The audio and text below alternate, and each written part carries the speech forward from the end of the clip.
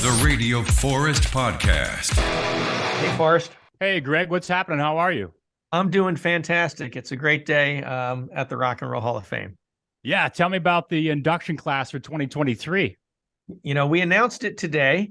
There's 13 amazing artists. It's an incredibly diverse group of people that kind of underscores that rock and roll isn't one single sound, but it's many. And have you shared them with your listeners yet today, or is this going to be the unveiling? This is it right here. All right. I'll read a few. If you want to join in, please do. Sure. But performers category, Kate Bush is going in. Sheryl Crow, Missy Misdemeanor Elliott, George Michael, Willie Nelson, Rage Against the Machine, The Spinners. And then we have some committees that give the Musical Influence and Musical Excellence Awards. These people are inducted as well. DJ Kool Herc, the godfather of hip hop. Link Wray, the great guitar player. Musical Excellence is Shaka Khan. Al Cooper, Bernie Taupin, Elton John's lyricist partner. And then the Ahmet Ertegun Award being inducted in that category is Don Cornelius, the founder of Soul Train and producer and on-air host. Now, I was a little surprised that George Michael won the fan vote, and pretty early he took off. He stayed in the lead, and a lot of like hard rock fans were like, hey, how come Soundgarden and Iron Maiden aren't going in? But they didn't even win the fan vote. They're alive. They're currently touring. And then someone like George Michael, who isn't traditionally hard rock, runs away with it. What do you think that is? Is that just more fans of George Michael?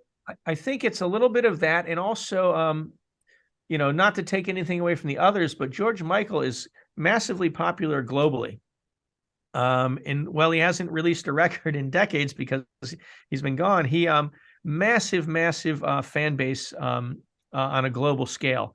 And some of our artists don't necessarily translate in that same way. Now, Iron Maiden does have a great, global following as well. I get that.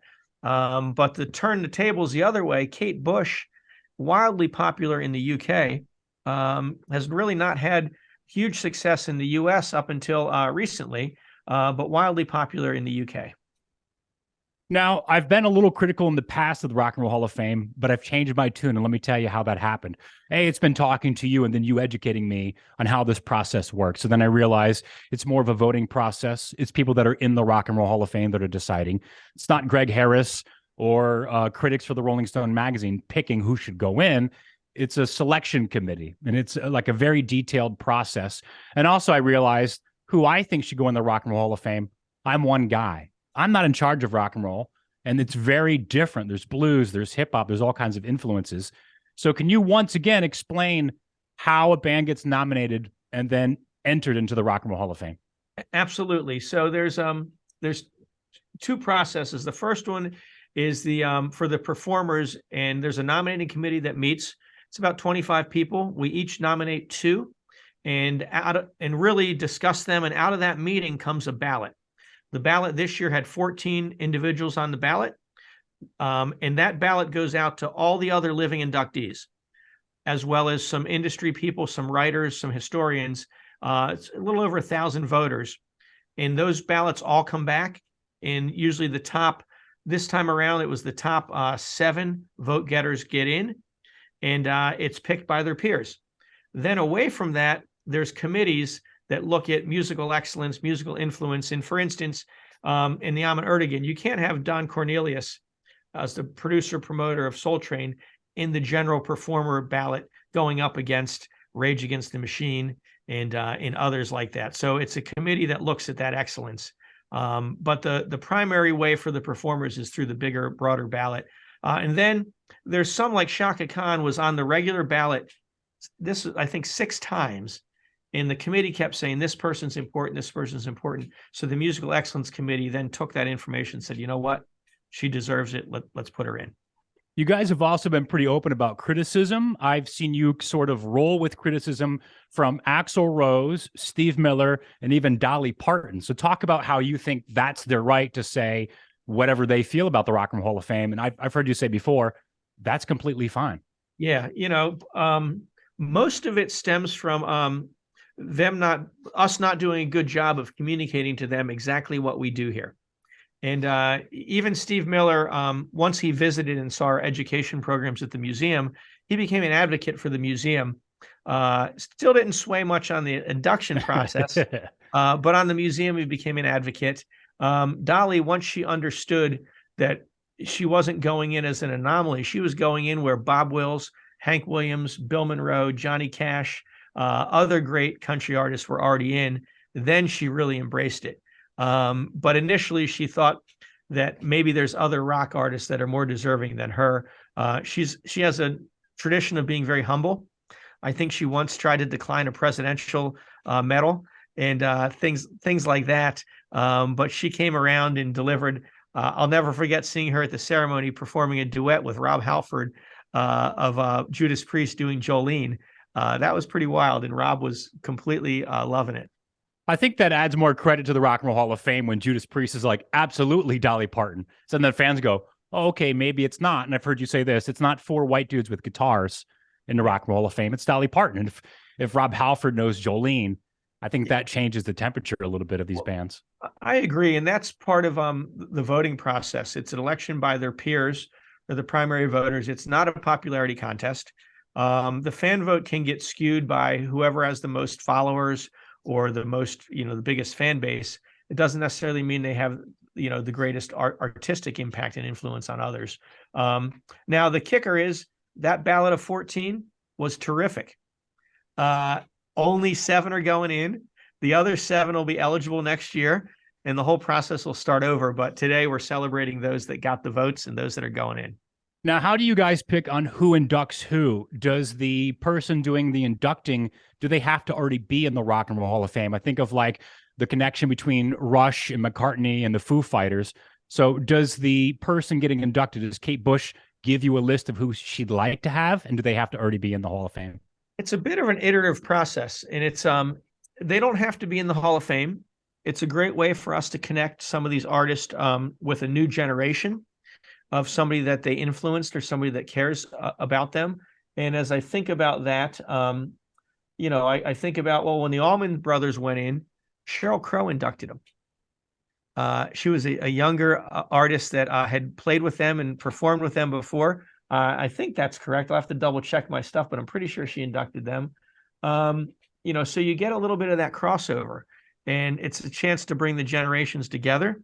Of course, when Ringo Starr went as a solo artist, Paul McCartney inducted him.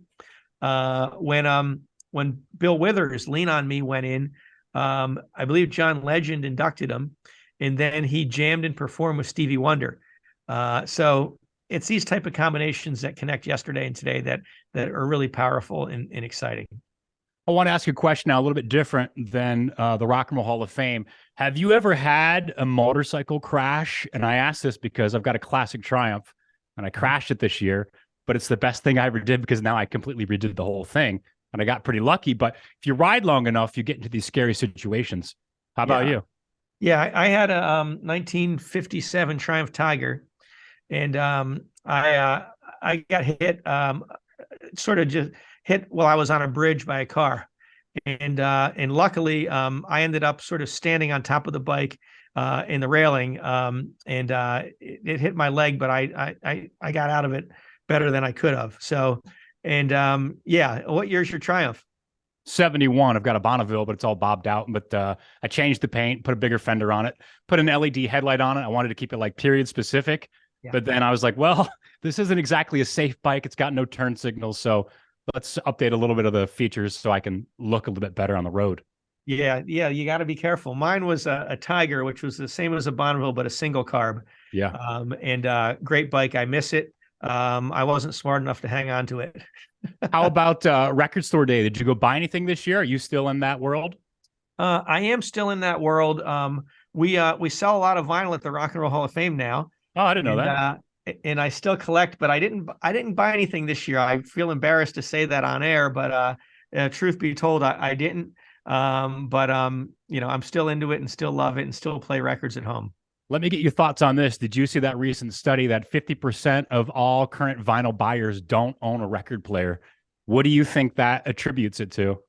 I think everybody's living their life through their phone so much that it's really great when you see live music when you see a larger than life video, and when you can actually hold a record in your hands. They can get the songs elsewhere, but they want to have that piece. And I'm thrilled to hear that. I think the other stat that was out there is vinyl outsold CDs. Mm-hmm. Maybe a commentary on the state of CDs more so Yeah, than I vinyl. think so. Yeah. But I will tell you, my son is a musician and he's putting out vinyl, and the wait time to get in the queue with some of these vinyl pressing plants is huge, which tells me the demand for their services is great. Yeah, I talked to the Kinks recently and they said it's a year. It's a year minimum to get vinyl press. So that really dictates when they can release records. Yeah. Greg Harris, stuff, what was once old is now new, and much like I think as fans of rock and roll, we love the stuff that we grew up with. We love the stuff that mattered, but everybody's still making great music, and reconnecting it through the induction is really fun. Greg Harris is the president and CEO of the Rock and Roll Hall of Fame. The class of 2023 being inducted was announced today. Greg, do you have any idea about when this induction ceremony will take place and where it'll air? Yeah. So the ceremony is going to be November 3rd. It's in Brooklyn at the basketball arena, Barclays Arena, great venue. We've used it before. People should go to rockhall.com. They can get ticket information. They can find out how we have a lot of content about these artists, and we're going to celebrate them all summer long. And then the broadcast partner is going to be announced at a slightly later date as well, so they can catch this wherever they are. And we'll get the word out about all those things. But rockhall.com is the place, or follow us on social. And we're thrilled for this class, and we want to celebrate them on November 3rd in Brooklyn. Well, Greg Harris, a pleasure to talk to you again, man, and congratulations on the new class. Forrest, my pleasure. Best to you and all your listeners. Cheers. All right, we'll see you.